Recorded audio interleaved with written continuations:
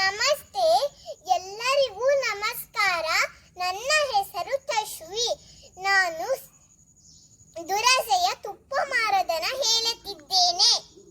ತುಪ್ಪ ಬೇಕಾ? ತುಪ್ಪ ಶುದ್ಧ ದೇಸಿ ಹಸುವಿನ ತುಪ್ಪ. ಓಹೋ ವಿಮಲ, 1 ಕೆಜಿ ತುಪ್ಪ ಕೊಡು. ಏನಕ್ಕ, 1 ಕಿಲೋನಾ?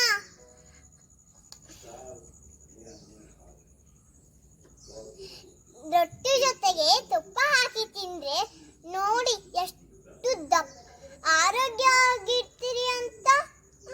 ಸರಿ ಸರಿ, ಹಾಗಾದ್ರೆ 2 ಕಿಲೋನೇ ಕೊಟ್ಬಿಡು ಅಂತ 2 ಕಿಲೋನ ತೂಕ ಮಾಡಿ ಕೊಟ್ಲು. ಅವಾಗ ಎಲ್ಲ ಗ್ರಾಹಕರು ಸಿಕ್ಕರು ಖುಷಿಯಿಂದ ಹಿಂದೆ ತಿರುಗಿದ್ಲು. ಆವಾಗ ಒಬ್ಬರ ಹಿಂದಿಂದ ಒಬ್ಬ ಗ್ರಾಹಕ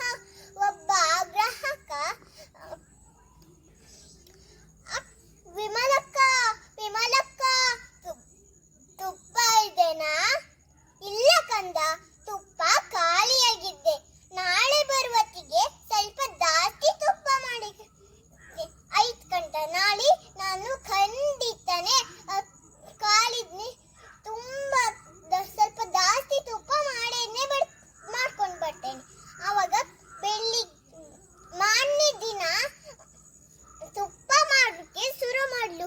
ಆವಾಗ 3 ಜಾಸ್ತಿ ಆಯ್ತು. ಆವಾಗ ತುಪ್ಪ ಮಾಡ್ತಾ ಅವಳದು ಹಾಲು ಖಾಲಿ ಆಯ್ತು. ಆವಾಗ ನೋಡುದು ವನಸ್ಪತಿ ಎಣ್ಣೆನ ತಕೊಂಡು ಮಿಶ್ರಣ ಮಾಡ್ಲು. ಆವಾಗ ಏನಾಯ್ತು? ಮಾರನೇ ದಿನ ತುಪ್ಪ ಮಾರೋಕ್ಕೆ ಬಂದಳು. ತುಪ್ಪ ಬೇಕಾ? ತುಪ್ಪ ಶುದ್ಧ ದೇಸಿ ಹಸುವಿನ ತುಪ್ಪ. ಓಹೋ, ಆವಾಗ ಏನಾಯ್ತು?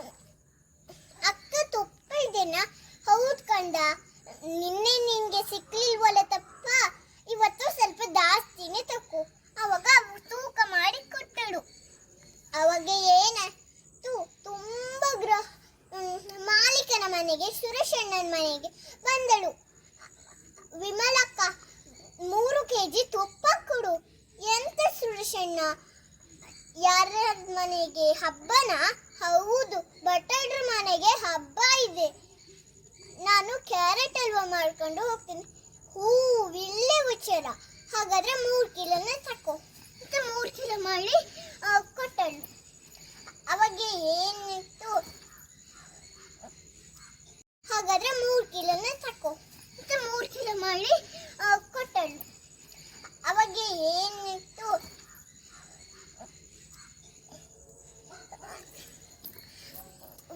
ಕ್ಯಾರೆಟ್ ಹಲ್ವಾ ಮಾಡಿ ಬಟ್ಟೆಡು ಮನೆಗೆ ತಕ್ಕ ಬಂದ್ರು.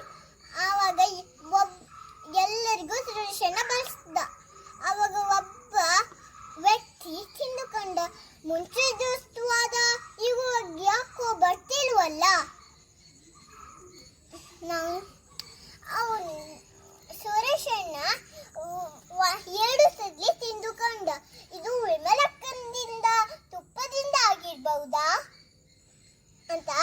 ಮಾರನೇ ದಿನ ಅವಳದ್ದು ವನಸ್ಪತಿ ಎಣ್ಣೆನ ಮಿಶ್ರಣ ಮಾಡುದು ಕಂಡ. ವಿಮಲಕ್ಕ, ಇಷ್ಟು ದೊಡ್ಡ ಮೋಸನ? ಕೊಟ್ಟಿರುವಂತ ತುಪ್ಪದಲ್ಲಿ ವನಸ್ಪತಿ ಎಣ್ಣೆನ ಮಿಶ್ರಣ ಮಾಡ್ತಿದ್ರೆ ನಾನು ಎಲ್ಲರಿಗೂ ಹೇಳ್ತೇನೆ. ಅಯ್ಯೋ ಸುರೇಶ್, ನನ್ನ ಮಾತು ಕೇಳು. ಸುರೇಶು ವಿಮಲ